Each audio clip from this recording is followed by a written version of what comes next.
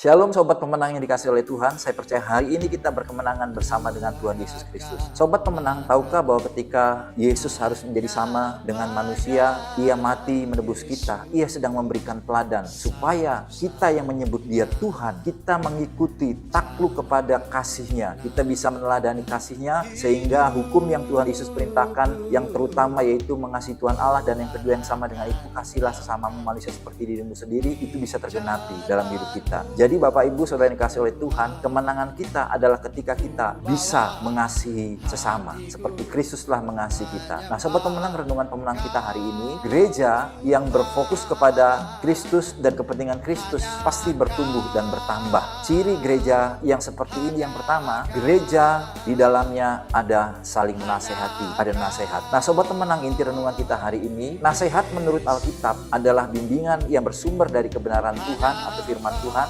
disampaikan dengan kasih dan bertujuan untuk membawa seseorang kepada hikmat, kehidupan yang lebih baik, dan pertobatan yang semakin serupa dengan Kristus, dan yang akhirnya orang yang kita nasihati itu bisa menjadi saksi bagi Kristus. Sobat pemenang, ada 3 pertanyaan penting yang perlu kita renungkan hari ini. Yang pertama, mengapa saling menasihati yang berdasarkan firman Tuhan itu penting dalam jemaat? Lalu yang kedua, apakah tujuan dari nasihat? Lalu yang ketiga, apakah kita sudah saling menasihati sesuai dengan firman Tuhan dalam berjemaat sehingga orang di luar gereja kita bisa melihat Kristus dalam kebersamaan kita? Sobat pemenang, mari kita responi renungan hari ini dengan rendah hati. Kita berdoa secara pribadi. Tuhan, dengan roh-Mu dan firman-Mu, mampukan aku untuk menasehati saudara seimanku dengan kasih-Mu, saling membangun satu sama lain di dalam Kristus sehingga orang lain merasakan dan melihat Kristus hidup dan dimuliakan dalam kebersamaan kami sebagai jemaat.